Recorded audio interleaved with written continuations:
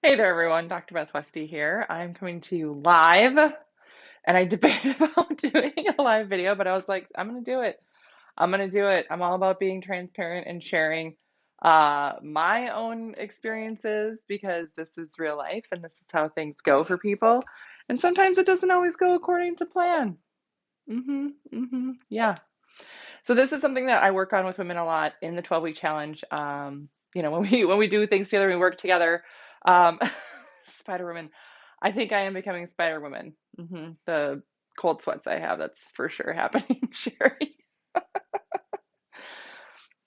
But these are questions that people have. They're like, I've been on this track, I've been doing so good, and now I got sick. And for those of you that have been following my journey a little bit, I recently moved. I had to move sort of quickly because there was a mold issue in the house I was in, and I got all these testing things done, and I genetically cannot detox mold. Also, super fun. I learned that if you cannot genetically detox mold and that biotoxin, you have a harder time detoxing other biotoxins like bites, bug bites. And so I found out this morning, I should have gone in at least yesterday, if not the day before, like my husband told me. He has not said I told you so, by the way, which I appreciate. He's a good man. Um, I found out I got bit by a brown recluse spider on my leg. I posted it in my stories so you can see everything and the necrotic bite tissue and all those gross things. I don't know where it was or when it happened. I didn't even notice it. I don't know. Um, yeah. And so I now am on a completely different path of everything and have to shift what I'm doing because I'm on 10 days of antibiotics for the brown recluse spider bite that looks like almost gangrene on my leg. It's not funny. It's not funny. And then I've had a fever for like 3 days. So, but that's getting better. It's getting better now that I'm not. Yes. So, but I thought this is actually a really good topic to talk about because a lot of us feel like I was on this path, I was on this track, right? And for me personally, I'd been doing this mold detox and I just was starting to feel really good. Like I worked out every day last week. And that's the first time I have done that in months. Months. They weren't long workouts.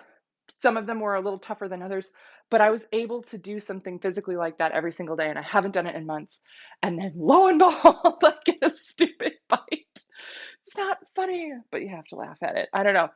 So I've had to take myself through this thing, and this is kind of what my thoughts are. And this is the same thing that I recommend for other women. This is the same thing that I recommend because sometimes you can't control it. You know what I mean?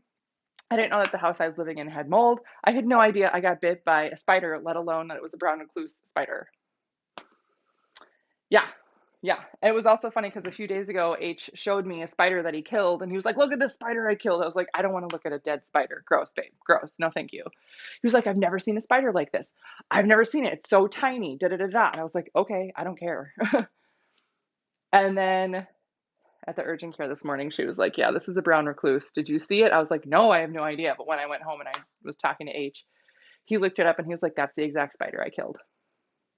I was like, "Great, kill them all. Kill them all, babe." But it doesn't go according to plan. So now all of my mold detox kind of has to be put on pause while I go through this antibiotic treatment for a spider bite. And this is just how it happens. You don't plan for it, it is just life. So you have to be able to navigate and adjust and shift what you're doing. And then while you're doing that, what do you focus on? Because the focus is different now. The focus is different for me right now and for the next 10 days than it was. And I want to be able to pick right back up where I left off when I'm done with this, right? So, here are the things that I recommend a lot of the time when you get sick or injured or something happens where you're like, what the crap? And this is kind of what I've been telling myself. So first, you just have to pause the journey. The biggest thing is that when you aren't feeling well, that you don't push yourself too hard, that you're going to backtrack. It doesn't mean that you're ruining anything. It doesn't mean that you get off track or whatever. You just pause, just stop. Like you're going along, here you go. Oh, just stop. Take a timeout. It's a timeout. Sit on the sidelines until you're ready to get going again. A lot of times we try and push ourselves too fast past sickness, past injury, past whatever, and we end up taking steps backwards. You do not want to do that. Every step you make on your health journey, you want to keep. So make sure you just pause the journey and take that rest time that your body needs. All right. Actually rest. Give yourself the rest that it needs. If you need to sleep more, sleep more. Women that are going through adrenal fatigue and I tell them to take a nap in the afternoon, they're like, seriously? I feel bad when I have to fall asleep in the afternoon. Don't feel bad. Your adrenals aren't going to feel bad. Your adrenals are going to like it. And you're actually going to feel way better after taking a nap every day for a week, even if it's just 20 minutes. Imagine doing that. Imagine how refreshed you're going to feel after a week of that. Yeah, way better. So actually give your body rest. Rest is one of the most underestimated beneficial things for your body and your system. Make sure you're hydrating and getting enough minerals. Yes. When your system is under stress, a different type of stress, when you're sick, when you're trying to detox something, when you're in pain, whatever that is, your body needs to stay hydrated and it's going to go through more vitamins and minerals than it did before. So make sure you are fueling it with those minerals. Yes. Adaptogens. These have been my lifesaver. I mean, if I was not taking adaptogens, I would be on the floor, probably not feeling good. Yeah. So my favorite is I get a blend of adaptogens. I have a liquid powder. I have a new adaptogen elixir I just started trying. Oh, it's phenomenal. So helpful and allows you to kind of keep going with your life and the things that you need to do. Ask for help. I have to say, I'm actually amazed and a little overwhelmed at the amazing support that I've gotten. I've had people messaging me, texting me, all these things saying, oh my gosh, are you okay? I'm like, yeah, I'm okay, mostly. I'm like a little, I don't know if you guys can tell I'm sweating. I'm like sweating. I've been sweating all day. And I think it's because I started the antibiotics for the bite. And so I'm like, just dripping. And that was the same thing, like when the nurse practitioner, this is so gross. So if you don't want to listen, plug your ears for a second. But she had to lance the bite mark and like drain it. And so she's culturing it and stuff. And she was cleaning it out. And it was uncomfortable, we'll say. Felt like a searing hot poker. But it's been feeling like that in my leg, right? I like pitted out my shirt. I was so sweaty. And it's just kind of been sweaty. Um, but I have had so many people reach out and say, "Oh my gosh, can I do anything? Can I stop by? Can I bring you something? Do you need me to do anything for you or to take the kids somewhere or something like that?" And it's actually like, I was like, "Oh my gosh, holy cow, this is amazing." Like totally unexpected. So if you need help, ask for help because sometimes the hardest thing for us is to actually say, "Hey, I'm not doing well. I'm not 100% and I'm struggling.